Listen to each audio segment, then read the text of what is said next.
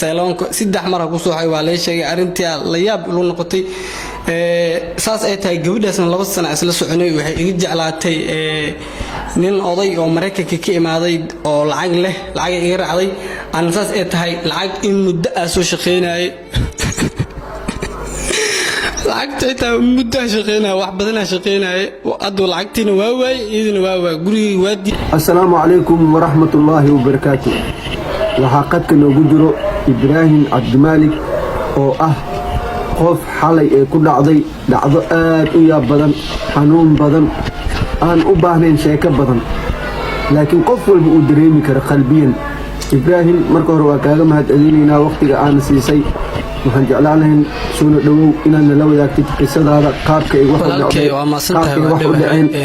dhacdadii xalay sidii u dhacday ku shawaab Ibrahim Malik oo jooga Muqdisho cadey waa wiilkii xalay qisadan ku dhacday qisadan waxa dareemi karo qof jecel lab soo maray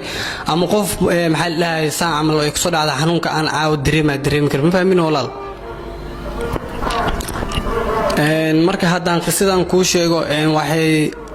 saanay u dhacday gabar isla soconay muddo 2 sano is jeclaanay waxa ku balanay guur ma fahamtay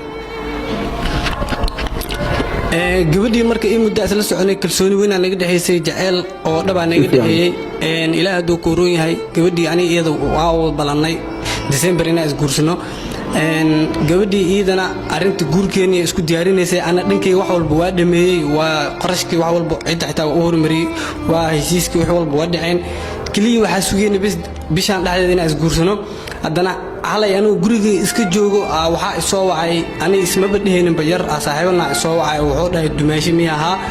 de aroos hebel ba isku diyaarinaysa xafladeeda waa caaw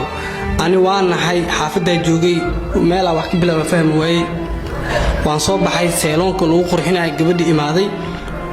marka arkay arintii marka waa filowso waa yani waa maleysan waa sidii wax u dhacayaan sida maleynay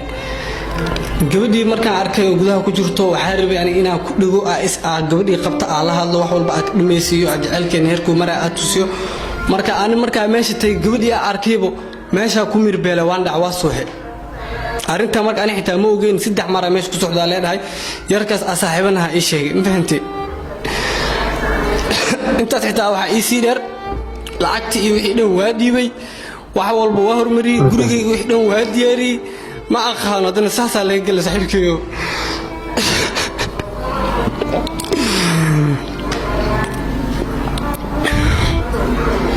ودريما noloshu waa iska imtixaan Ibrahim waxa rajeynaa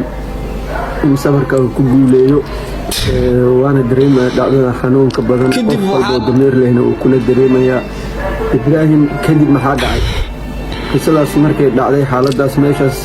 ay ka dhacday baraha bulshada lagu wada arkay wiila meeshaas ku suuxay sayloon ku yaalo dabka degmada waa bari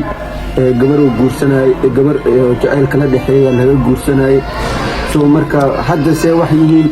xaaladda ma dhacay qiyaasi karo xaaladda waa meesha tagay sayloonka 3 mar ku soo xay waa la sheegay arintii la yaab lu noqotay saas ay tahay gabadhaasna 2 sano isla soconay waxay iga jeclaatay nin oday oo Mareykanka ka imaaday oo lacag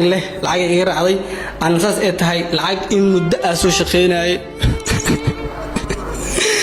lacagta muddo shaqeynaa wax badan shaqeynaa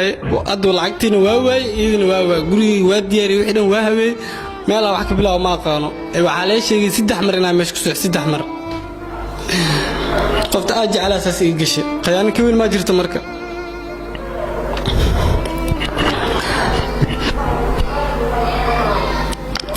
Ibrahim waa dareemayna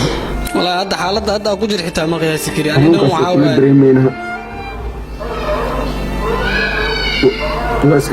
waa iska adduunyo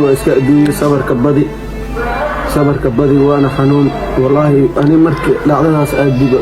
علشان aan daba galay dabcan waa dareemay xanuunkeeda dhibaatada ay leedahay qof lacag uu soo shaqeynay in muddo ah gurigiisa haweystay lacagtii gabadha uu ku guursanayay bixiyay heerkii ay wada heshiyeen haddana in laga wada علشان la maqlo in nin kale uu guursanayo dabcan waa dhacdo xanuun badan qof walba qalbi bin aadan la uu dareemi karo laakiin hablaha Soomaaliyeed hablaha Soomaaliyeed anoo fursadan ka faa'iideysanayo waxaan kula talinayaa in dhacdo noocan oo kale iska ilaaliyaan waxaan oo kale waa nafsi adduun iyo mid aakhiro waa mid aan qofka ka hareynin Ibrahim waxaan ku rajeynayaa nolol wanaagsan oo farxad badan waxaa baaq ugu diraa gabdhaha Soomaaliyeed inay qof la balamaan ee waqti liishiyaan kadib markii wixii ay diyaariyaan haddana ee xariifka lacag leh ama ninka lacag leh ee raacaan walaa ana xalay markaa maqlay waan naxay yarkan saaxiibanaha ii sheegay meesha ku suuxay 3 mar meel biray wallahi meel wax ka bilaabo fahmi waa xaalad ku jirta mal qiyaasi karo wallahi jabkan lee geystay inaad ka soo kabsan doon xitaa ilmahan maxay qof kaliya dunida u jeclaa sa iga shamo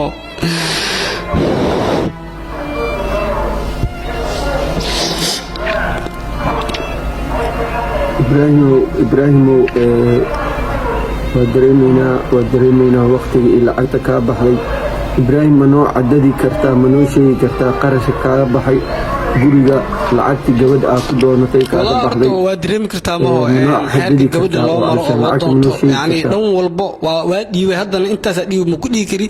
لأن وحاء هاي 6 مرصوحة مثلا 6 مرصوحة أنت سدي وكر أبيعي وحاس مكودي كر لكن وحاء هو قولي وحي أخلكي إنا دستي عن ديار صدي كلي أن سوى بيشان دحد إنا أسجورسنا في الواقع ونقطة مركا مقال أرنتنا حالة ماشى أكو سوحد مركا حالة أكو جرو حالة لا قياس كرمها ولا لك معان